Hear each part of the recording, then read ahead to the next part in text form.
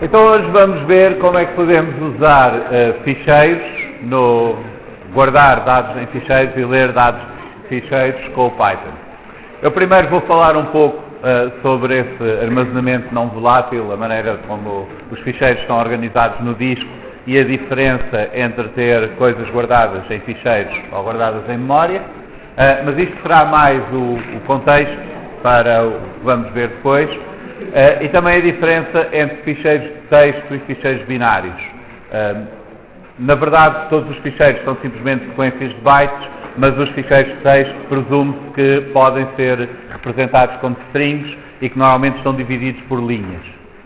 E depois vamos ver como é que podemos usar o Python para fazer operações sobre ficheiros de texto e vamos voltar a este exemplo de simular a digestão de sequências de ADN com enzimas para motivação, para gerarmos e lermos ficheiros. Então vamos ver primeiro a diferença entre a memória RAM e o armazenamento não volátil.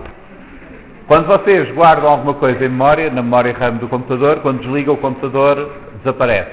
A informação para estar lá armazenada nos chips da memória tem de estar continuamente, os chips têm de estar a receber alimentação ligados à eletricidade para poder manter essa informação. Portanto, a memória RAM é muito rápida, mas é volátil. Quando vocês desligam, desaparece o que está lá. Por isso, tudo o que for persistente no computador, os programas, os dados que nós guardamos, tem de ficar armazenado em memória não volátil. Tipicamente, a que tem mais capacidade normalmente nos computadores hoje em dia é o disco rígido. Há várias versões, há estes discos de estado sólido também, que funcionam de uma maneira parecida com os cartões de memória, há os PEM-DISCs e assim por diante, mas a diferença aqui é que é um método de armazenamento que é mais lento, ler e escrever demora mais tempo do que na memória RAM, mas quando desligam a eletricidade não perdem tudo, continua lá armazenada a informação. No suporte mesmo, fisicamente, todos os vossos ficheiros são sequências de bits, agrupadas em bytes, e o hardware, dependendo do hardware que estão a usar, se é um disco rígido, se é um cartão de memória, está a gerir a forma como essa informação é guardada. Mas depois, a um nível mais próximo de nós, o sistema operativo vai estar a comunicar com o hardware e vai-nos apresentar os ficheiros como tendo um identificador único e depois lá dentro uma sequência de bytes. Notem que a sequência de bytes no ficheiro que nós vemos, como o sistema operativo nos oferece, pode não estar guardada de uma forma contígua no armazenamento. Por exemplo, os cartões de memória têm um número limite de vezes que nós podemos ligar e desligar um bit. Então o hardware que gera, por exemplo, os PEM-DISCs, os cartões de memória ou assim, tende a distribuir pelas várias partes do cartão, cada vez que lemos e escrevemos, ou cada vez que escrevemos uma coisa nova, ele vai usando partes diferentes, que é para distribuir o uso pelo cartão de memória todo. No caso do disco rígido, normalmente tenta-se otimizar mantendo os ficheiros em blocos contíguos para ser mais fácil ler e escrever. Portanto, essa parte em detalhe de como é que esses blocos de bits e de bytes estão a ser guardados no hardware é gerida a um nível mais baixo. O que nós vemos é um ficheiro identificado por um identificador único. Esse identificador único é composto por um caminho de pastas até ao ficheiro e depois o nome do ficheiro. Não pode haver dois ficheiros em que o caminho total com o nome seja o mesmo. Pode haver ficheiros com o mesmo nome em pastas diferentes, mas não pode haver dois ficheiros com o mesmo nome na mesma pasta. Aí é só um ficheiro.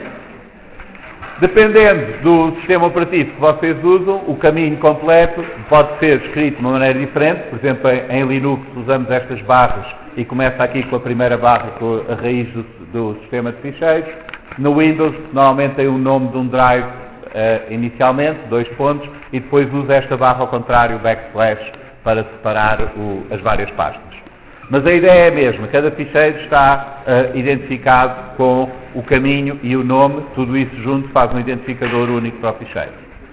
Além disso, pode haver outras restrições, por exemplo, no Windows não faz diferença se é maiúsculos, se é minúsculos, para aceder ao ficheiro, portanto vocês não podem ter dois ficheiros cuja diferença seja apenas um que tem letras maiúsculas, outro minúsculos.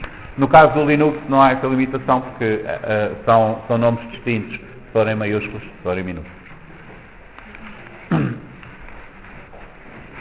Em Python, nós podemos especificar o caminho com esta barra para a frente em qualquer sistema operativo. O interpretador consegue perceber que isso é o separador das pastas, portanto, mesmo que vocês estejam a trabalhar em Windows, não precisam de usar o backslash, ou a barra ao contrário, para separar os elementos do caminho para o ficheiro.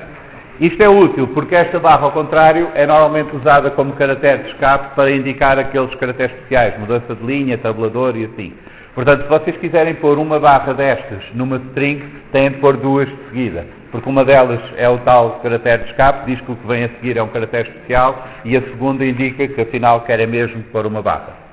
Portanto, é mais simples especificarem os caminhos para os ficheiros em Python usando a barra para a frente, que é usada noutros sistemas operativos que não o Windows, mesmo que estejam a trabalhar em Windows, porque o interpretador percebe isso.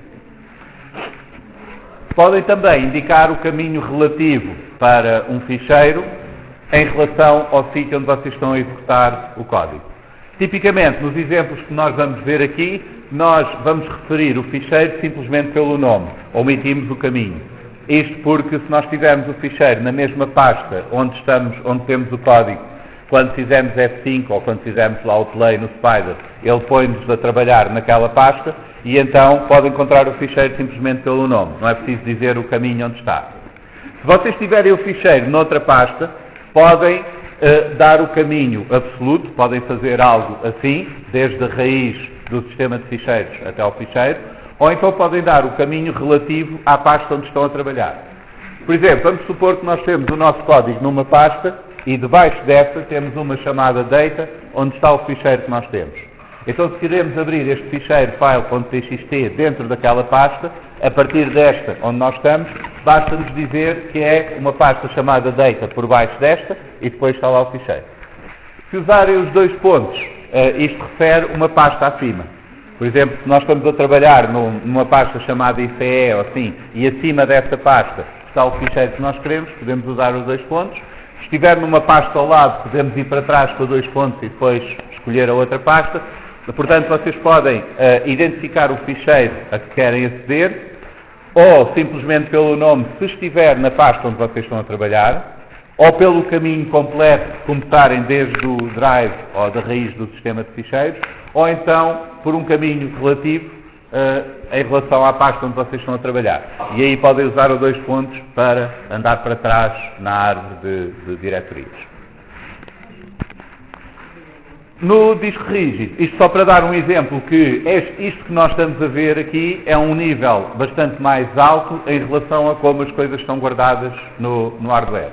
Por exemplo, no caso do disco rígido, vocês têm estes pratos que são magnetizáveis, têm vários pratos e as duas superfícies do prato são usadas, e depois têm estas cabeças com um eletroímã que pode magnetizar para escrever na superfície do disco e que também é sensível à orientação dos dipolos magnéticos que estão no disco, quando ficou magnetizado. Portanto, pode ler a informação que está lá. Estes pratos estão a rodar muito depressa e a cabeça vai mexer para chegar às várias pistas onde os dados estão guardados. Tipicamente, os dados estão guardados em setores, por exemplo, setores de 512 bytes, e o sistema operativo vai agrupá-los também nestes clusters, com grupos de setores contíguos. Por exemplo, se usar 8 setores, ficamos com um cluster de 4K, 4000 bytes. Se o sistema estiver a usar clusters desse tamanho como o tamanho mínimo, por exemplo 4K, quer dizer que se vocês tiverem um ficheiro que ocupa menos que 4K, que tem menos de 4K de tamanho, por exemplo um ficheiro só com 3 ou 4 letras, quando o gravam no disco, ele vai ocupar 4000 bytes. Porque não se pode ter dois ficheiros a usar o mesmo cluster, essa é a granularidade com que o sistema operativo está a usar o disco.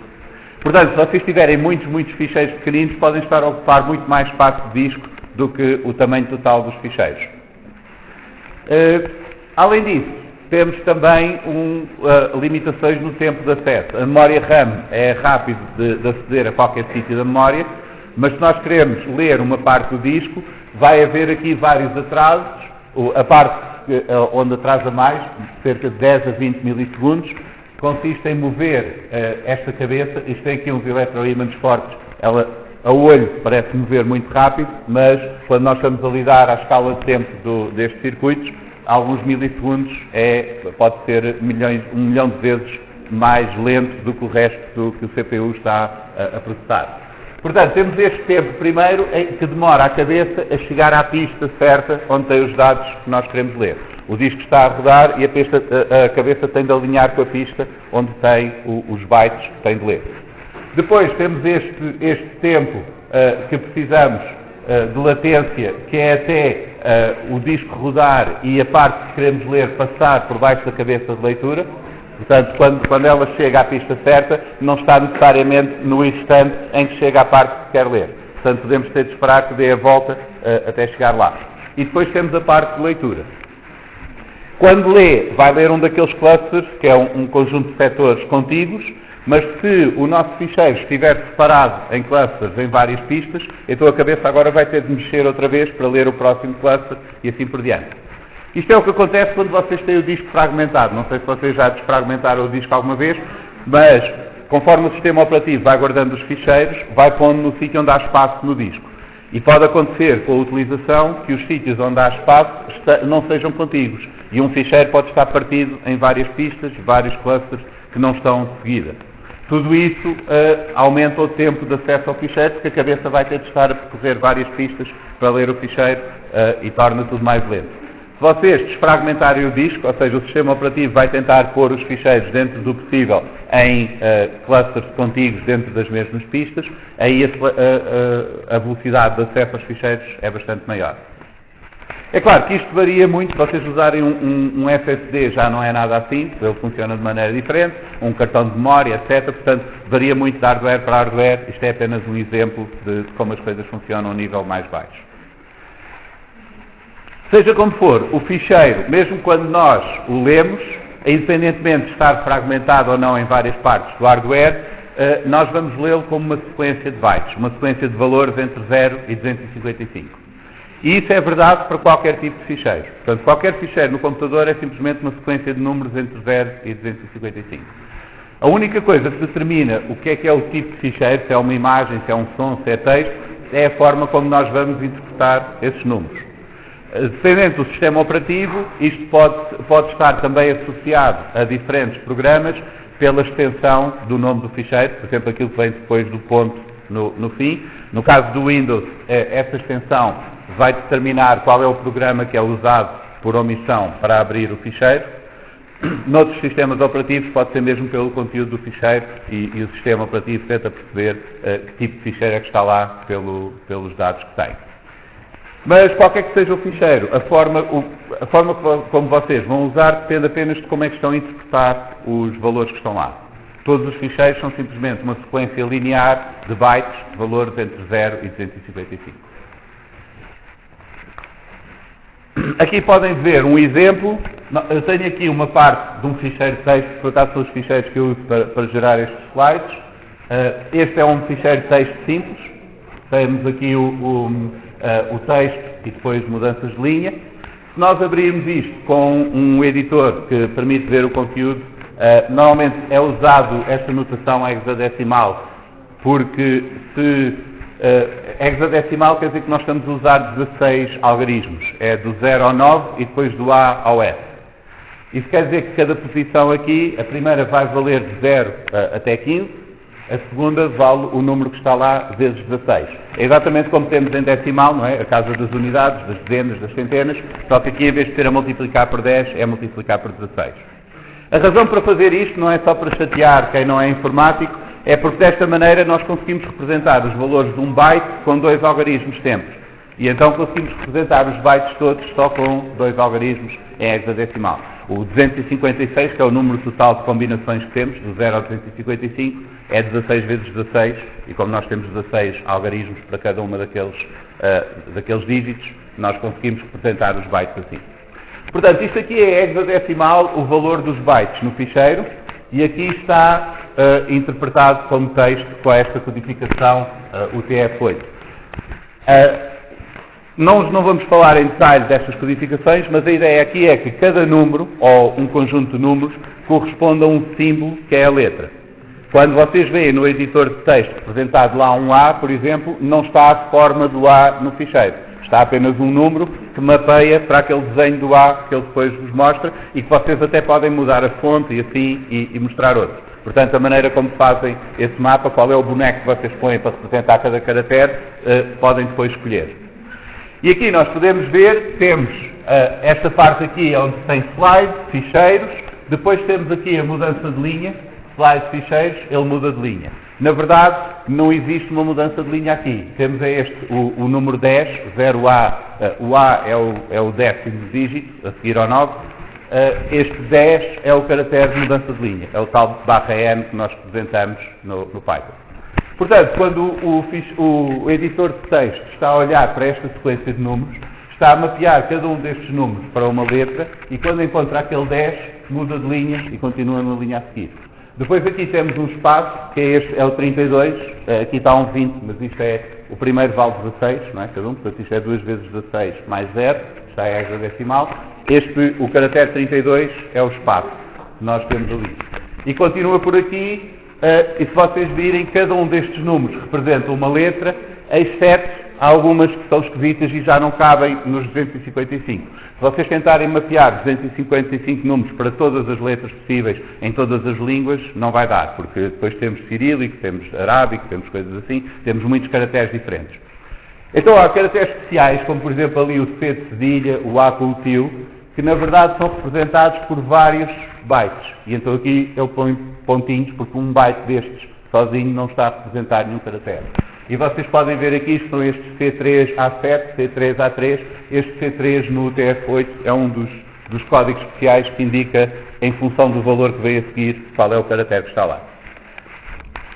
Ok, esta história toda é só para vos mostrar que, quando vocês abrem um ficheiro de texto e olham para isto, na verdade não estão a ver o conteúdo do ficheiro. O conteúdo do ficheiro é isto, é uma sequência de números.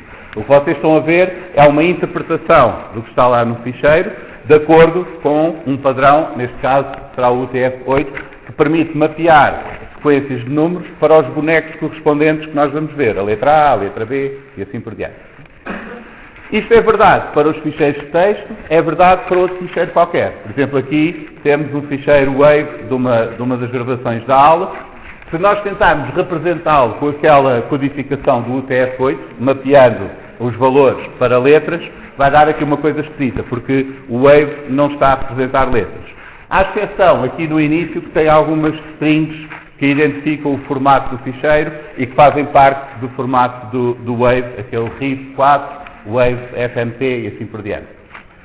Portanto, se vocês querem interpretar um ficheiro de texto, eles seguem praticamente todos o mesmo padrão. A codificação pode ser diferente, às vezes tem um em ANSI, ou TF8, ou uma coisa assim, vocês têm de escolher, por exemplo, se tiverem os acentos trocados, podem ir lá ao editor e mudar a codificação. Mas quando chegamos a outros ficheiros que não são de texto, agora cada um tem a sua codificação. As imagens, os diferentes formatos das imagens, os ficheiros de som, de vídeo e assim por diante. Portanto, aí nós vamos precisar de programas que saibam lidar com aquele formato específico e aí temos muitos formatos diferentes. Seja como for, é tudo sequências de números. Não há lá mais nada que não seja uma sequência de números. Então, como é que vamos fazer isto em Python? Nós, por acaso, já vimos o acesso a alguns ficheiros específicos quando lemos imagens, por exemplo, naquela aula em que vimos como processar imagens, e quando vocês gravam ficheiros também com o plot. Quando usam o savefig, vocês estão a usar uma função que cria um ficheiro binário com o formato que vocês especificam. Para uma leitura, uma interpretação mais genérica de ficheiros de texto, nós podemos usar esta função open, que vai devolver um objeto que nos permite aceder ao ficheiro. E o que nós temos de dizer aqui é o nome do objeto e o nome do ficheiro, desculpem, ou o identificador do ficheiro, se quisermos dar o caminho completo, e o modo pelo qual vamos aceder ao ficheiro. Se nós omitirmos o modo, por omissão, assume que é para leitura, aquele R. Portanto, Se vocês simplesmente fizerem open e o nome de um ficheiro, o interpretador vai-vos dar um objeto que serve para ler ficheiros de texto. Os ficheiros de texto são sequências de bytes como qualquer outra, mas presume-se aqui algumas coisas, como por exemplo, tem estes caracteres de mudança de linha, portanto nós podemos parti-lo em linhas diferentes, está codificado com uma destas codificações, portanto pode ser convertido para strings e assim por diante.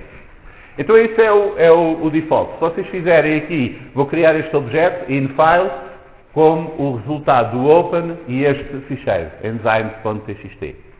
Este é um ficheiro de texto, este objeto vai-me permitir aceder ao ficheiro e uma das formas como eu posso aceder ao ficheiro é usar este objeto como um iterável num ciclo e cada vez que eu itero por este objeto ele dá-me uma linha do ficheiro. Vai dar todas de seguida, do início ao fim do ficheiro e vai dando uma de cada vez quando ponho num ciclo. Esta é uma forma, se eu fizer isto, abro o ficheiro para cada linha neste ficheiro, vou fazer o print da linha e depois fecho o ficheiro e isto vai-me dar isto na consola em que ele vai escrever cada uma das linhas do ficheiro, porque isto é o que está guardado no ficheiro, são aquelas linhas. Portanto, se eu abro como um ficheiro de texto, o objeto vai assumir que tem aqueles caracteres de mudança de linha que separam as linhas e quando itero por esse objeto vai-me dar uma linha de cada vez. Isto pode ser útil se o ficheiro for muito grande e não couber em memória. Nós abrimos o ficheiro, vamos fazendo o que temos que fazer com o ficheiro linha a linha, porque se tentarmos pôr todo em memória não cabe, e depois no fim fechamos. A razão pela qual nós devemos fechar o acesso ao ficheiro é porque, por um lado, quando nós abrimos o ficheiro para ter acesso ao ficheiro, o interpretador tem de avisar o sistema operativo e pedir ao sistema operativo que lhe dê acesso ao ficheiro. E aí o sistema operativo não vai deixar outros processos ou outras pessoas alterar o que está lá no ficheiro. O ficheiro fica preso e vocês às vezes podem já ter encontrado essa mensagem e não conseguem alterar um ficheiro porque está em uso por outro programa ou assim. Portanto, convém no fim libertarmos o ficheiro, porque senão depois não se consegue mudá-lo de pasta, não se consegue editá-lo, etc. Além disso, o número de ficheiros que podemos ter aberto ao mesmo tempo é relativamente limitado. Aqui o problema não é tanto como o close do plot por causa da memória, mas é mais porque há um número limite de ficheiros que o sistema operativo permite ter aberto ao mesmo tempo, e se vocês esquecem do close e fazem uma coisa, por exemplo, num ciclo e abrem muitas vezes os ficheiros, podem esgotar esse limite, depois pode dar problemas de estabilidade no sistema. Portanto, não se esqueçam de fechar o ficheiro. Mas isto será, usar desta maneira, nós não vamos usar assim aqui a ICE, porque nós vamos lidar com ficheiros relativamente pequenos que dá para pôr em memória. Portanto, uma forma mais simples, mais prática de lidar com ficheiros de texto em Python é fazer o open com o nome do ficheiro. Como estamos a ler um ficheiro de texto, não precisamos de pôr lá o modo, por omissão ele assume que é para ler um ficheiro de texto. E depois usamos desse objeto, que nos dá o acesso ao ficheiro, usamos o método readline. Temos ali os parentes para mandar executar esta função, este método, e o que este método faz é ler o ficheiro todo e devolver uma lista de strings com as linhas do ficheiro. Portanto, desde que o ficheiro não esteja a memória, não seja mais do 4 GB ou uma coisa assim, nós podemos lê-lo todo para a memória e depois trabalhar com ele em memória é mais prático. Além disso, quando nós fazemos isto, nós criamos uma variável que está a apontar para a lista de strings que o readline produziu, mas não temos uma variável, como aqui, que está a apontar para o objeto que acede ao ficheiro. E o interpretador vai notar isto. O interpretador vai notar que vai ficar com um objeto que acede ao ficheiro para o qual não há nenhum nome, não existe nenhuma variável. Ou seja, esse objeto não pode ser usado para mais nada porque não há nada a referi-lo em memória. E quando o interpretador nota isso, ele tem um sistema, chama-se Garbage Collection, de recolha do lixo, que elimina de memória todos aqueles objetos que não podem ser usados pelo programa porque não têm nenhuma variável a apontar para eles. E quando ele vai eliminar o objeto do ficheiro de memória, o objeto que acede ao ficheiro, vai automaticamente fechar o ficheiro. Portanto, se vocês fizerem isto assim, não precisam de se lembrar de fechar o ficheiro, porque isso vai acontecer automaticamente pelo interpretador. Portanto, em geral, nós vamos usar este método, esta forma, para ler ficheiros de texto. Usamos o open, logo o readlines a seguir, nem sequer guardamos referência ao objeto que leu o ficheiro, guardamos só a lista de linhas que temos. Para escrever no ficheiro, como por omissão o modo é de leitura, se queremos escrever temos de dar o outro modo de escrita. o modo de escrita é o W, portanto, quando queremos abrir um ficheiro para escrita, temos de dar o identificador do ficheiro, pode ser só o nome, se for na pasta onde estamos a trabalhar, ou a pasta completa seguida do nome, e a seguir uma string com este W, para o write. O que acontece quando nós abrimos um ficheiro assim, é, se o ficheiro não existir, o interpretador vai criar o ficheiro com aquele nome, vazio, sem nada lá dentro. Se o ficheiro existir, vai limpar tudo o que está dentro do ficheiro. Portanto, vamos ficar com o ficheiro vazio. Não façam isto se for um ficheiro interessante. Se vocês quiserem acrescentar coisas a um ficheiro sem limpar o que está lá, também podem usar o A de append e ir acrescentando a um ficheiro que já existe. Com isto, nós guardamos o objeto que dá acesso ao ficheiro e podemos usar o método write para escrever uma string para o ficheiro.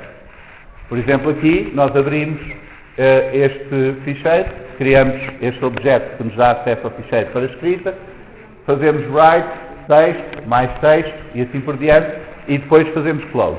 Aqui é importante porque se nós queremos escrever para o ficheiro, temos de guardar a referência ao objeto, portanto não podemos esperar que o interpretador saiba quando é que há de fechar o ficheiro, e além disso, há outro problema também, que é, quando nós mandamos o sistema operativo escrever no ficheiro, como esse processo tende a ser lento, o sistema operativo geralmente guarda isso em memória e só escreve quando não tem mais nada que fazer. Portanto, quando não há processo a decorrer e que pode esperar pelo disco. E então, quando vocês fecham o ficheiro, aí o interpretador avisa ao sistema operativo para escrever as coisas todas e para descarregar tudo para o ficheiro, mas se não fecharem pode não estar nada escrito no ficheiro. Está tudo guardado em memória à espera para ser escrito. Portanto, quando escrevem, é importante, no fim, fazer o close.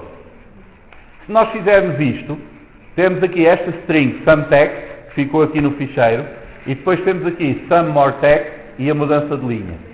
Como não houve mudança de linha entre estas duas, elas ficaram todas na mesma linha. Se vocês esquecerem de pôr explicitamente a mudança de linha, vai ficar tudo seguida. Porque no ficheiro está tudo seguido de qualquer maneira. Só a mudança de linha é que indica que passamos por outra linha. Como aqui pusemos este /n, isto foi convertido no caractere de mudança de linha para o ficheiro, e este, agora a seguir, já ficou lá em baixo, e depois com o outro /n aqui, fez mudar de linha novamente.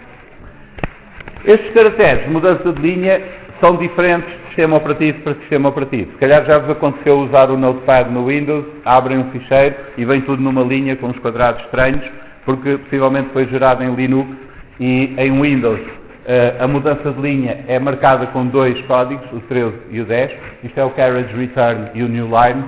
A razão para isto é porque antigamente, antes de se usar monitores, havia os teletipos, tinham uma cabeça com vários caracteres, que ia escrevendo no papel, e tínhamos estes dois códigos, um deles para andar para trás com a cabeça e um para alimentar uma linha de papel. Portanto, eram esses dois códigos que faziam a máquina mudar de linha, andar para trás com a cabeça de impressão e pôr um bocadinho de papel a mais.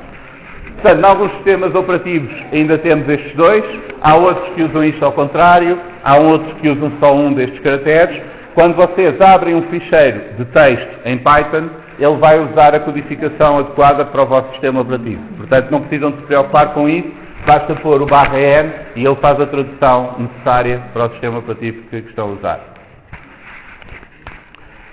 Podem também ler ficheiros binários ou escrever ficheiros binários em Python se acrescentarem ali o B.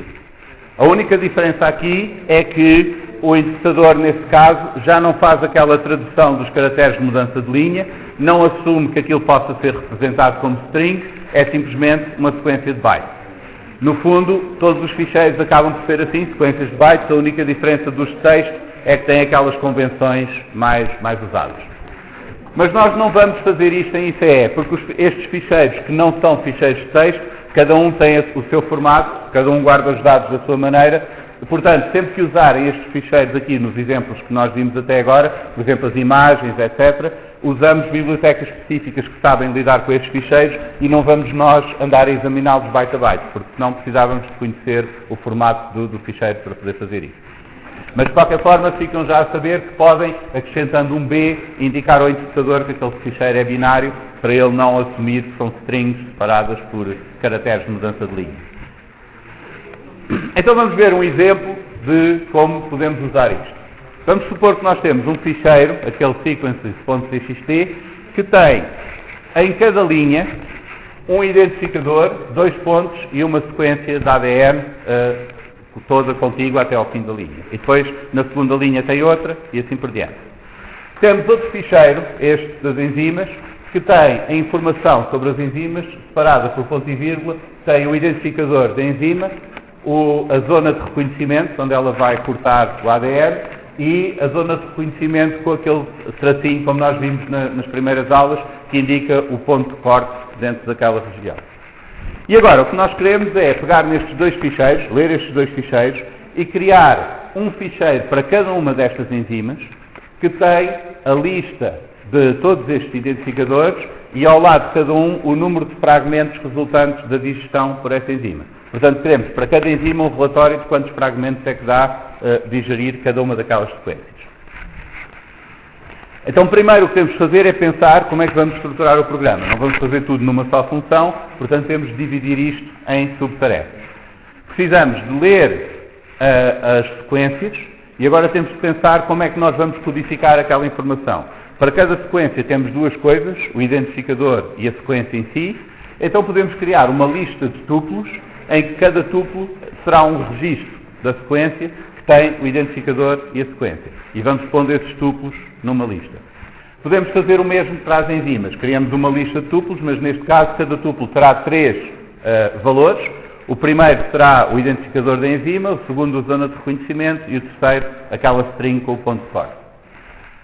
Depois precisamos de uma função capaz de calcular os fragmentos que resultam de digerir uma sequência com uma enzima e precisamos de uma que vai receber os dados de uma enzima, todas as sequências, e gravar o ficheiro correspondente àquela enzima. Depois de termos essa, podemos fazer uma que faz isso para todas as enzimas. Notem que isto é sempre uma abordagem comum. Quando nós temos uma coisa que temos de fazer várias vezes, pensamos como é que se faz uma vez, para um caso específico, e depois fazemos um ciclo e mandamos fazer para as vezes todas que precisarmos. Então, podemos detalhar o plano do programa para pensar como é que as funções vão encaixar, se recebem o que precisam, se conseguem fornecer o que nós queremos delas, etc. Então, a primeira, ler as sequências, vamos ter de dar o ficheiro. Damos o nome do ficheiro, vai ler as sequências, devolve a lista de tuplos com os identificadores e as sequências. A mesma coisa para as enzimas. Esta só precisa de receber o nome do ficheiro. Quando nós queremos digerir uma sequência, essa função vai precisar de receber a sequência, só mesmo o conjunto de letras do ADN, a zona de reconhecimento e o ponto de corte daquela enzima. Não precisa de saber o nome da enzima, ou sim, só recebe a informação necessária para fazer o que tem de fazer e devolve uma lista com os fragmentos. Depois, para criar um relatório, nós temos uma função que vai escrever num ficheiro, portanto precisa de saber o nome do ficheiro onde vai escrever, precisa de saber as sequências todas para poder fazer a digestão delas todas e contar quantos fragmentos é que tem cada uma, e precisa da informação necessária da enzima, a zona de reconhecimento e o ponto de corte. Então vamos criar já a assinatura desta função com todos esses parâmetros para os valores que ela precisa de receber e ela vai gerar o ficheiro no disco. Não vai devolver nada, vai só criar o ficheiro no disco. Depois, temos uma função que vai juntar isto tudo. Esta só precisa dos nomes dos 2 ficheiros. O ficheiro das sequências e o ficheiro das enzimas. Esta parte é importante fazerem um plano do que vocês vão implementar. Nós já vimos isto várias vezes. Mas a ideia aqui é que, quando vocês forem implementar uma função, vocês sabem exatamente o que é que entra, o que é que sai e o que é que a função vai fazer e podem se concentrar naquela função sem estar despertos pelo problema todo. Porque uma vez que isto esteja planeado, agora cada função pode ser implementada sem olhar para o resto do problema. Portanto, por muito complicado que o problema seja, vocês conseguem reduzi-lo a problemas simples que conseguem resolver um de cada vez. Depois é só questão de implementar mais ou menos funções, mas não tem o problema de isto ficar demasiado complexo. Então vamos ver como é que podemos ler o primeiro ficheiro com as sequências. Vamos começar com a lista de sequências vazia, é para aqui que vamos acrescentar os nossos tuplos. Vamos ler todas as linhas do ficheiro, isso basta aquela linha, fazemos o open com o nome do ficheiro e usamos o readline. O objeto que foi criado para aceder ao ficheiro vai ficar órfão em memória, não tem nenhuma variável a apontar para lá, portanto o interpretador vai deitá-lo fora e vai fechar o ficheiro a seguir.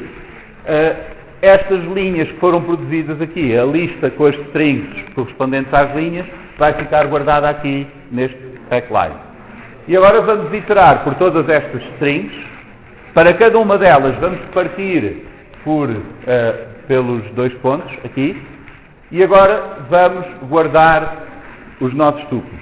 O nosso tuplo será o identificador, que é o que vem antes dos 2 pontos, e depois a sequência. Só que aqui temos um problema. Quando nós temos estes ficheiros de texto, por exemplo, um ficheiro de texto aqui, quando temos a mudança de linha, tem de estar lá o caractere para indicar que há mudança de linha. Portanto, se nós temos este ficheiro com uma sequência por linha, no fim de cada linha tem de estar lá o caractere para indicar a mudança de linha, porque senão não mudava de linha. Isso quer dizer que quando nós temos aqui a nossa sequência, quando fazemos o split, a parte que vai ficar no fim da string vai ter a sequência toda dos nucleótidos, do ADN, mais um caractere de mudança de linha. Em princípio nós não queremos ter lá um caractere de mudança de linha no meio da nossa sequência, e então este método dá bastante jeito. O strip apaga tudo o que for espaço em branco, mudanças de linha, tabs, espaços e assim, nas extremidades de uma sequência. Não afeta o que está dentro da sequência, mas as extremidades limpa isso. Portanto, é uma forma prática de tirar esses caracteres extra que possa haver no fim da linha. E depois devolvemos esta lista das sequências. Quando lemos as sequências, vamos ter aqui uma lista de tuplos. O identificador é o primeiro elemento de cada tuplo, a sequência é o segundo elemento de cada tuplo e temos uma entrada na lista para cada uma das sequências do ficheiro. Agora vamos fazer o mesmo para as enzimas. Se vocês virem, esta função é praticamente igual à outra. Começamos com a lista vazia, lemos as linhas todas do ficheiro. A única diferença é que agora temos 3 pedaços e estamos a partir pelo ponto e vírgula em vez dos 2 pontos, mas o resto é a mesma coisa. Vamos criar tuplos com o identificador, a zona de reconhecimento. Não nos podemos esquecer que a última parte que vem na string vai ter lá na ponta o caractere de mudança de linha. Portanto, esta dá jeito de fazer o strip para tirar essa parte. E depois devolvemos a nossa lista com a informação das enzimas. Portanto, com isto já resolvemos os 2 problemas de ler os ficheiros, as funções são bastante parecidas e guardamos a informação em listas de tuplos. Agora, digerir uma sequência com uma enzima, nós já vimos isto há umas aulas atrás, até podíamos ter importado esta função das outras. Recebemos a sequência, a zona de reconhecimento, o ponto de corte, fazemos a substituição para ficar com os sinais de menos no sítio onde vai ser cortado e depois fazemos o split e devolvemos aquela lista. Portanto, assim, podemos testar. Temos aqui esta sequência que tem ali uns T's juntos e vamos supor que era entre os T's que cortava e podemos verificar se está a dar certo. Agora, precisamos de juntar isto, de alguma maneira, e criar um relatório para uma enzima. Vamos receber o nome do ficheiro, as sequências, a zona de reconhecimento e o ponto de corte. Vamos criar o ficheiro para escrita. Notem que agora temos de acrescentar aquele W ali, porque se nós fizermos só o open, por omissão, assume-se que é para ler. E se vocês tentarem abrir um ficheiro para leitura, se o ficheiro não existir, vai dar erro. Aqui nós queremos escrever, portanto, se o ficheiro não existir, será criado. Se o ficheiro existir, será apagado o conteúdo todo e começa do vazio. Agora, para cada uma das sequências, ou para cada um destes registros da sequência, que é um tuplo naquela lista, nós vamos separar no identificador e a sequência propriamente dita, vamos partir a sequência com a digestão e vamos escrever para o ficheiro o identificador e o número de fragmentos resultantes da digestão. Uma forma prática de fazer isso, quando nós estamos a escrever para um ficheiro, podemos ter de pôr separadores entre os valores, mudança de linha e assim por diante. Há um método prático nas strings, que é este formato, que vai procurar na string que nós damos, cujo método estamos a usar, vai procurar estas chavetas com os números. No sítio onde encontra um par de chavetas com um número, esse é o sítio onde vai pôr o argumento do formato correspondente a esse número. Portanto, o 0 será o primeiro, o 1 será o segundo, exatamente como fazemos sempre em Python, começamos a indexar a 0.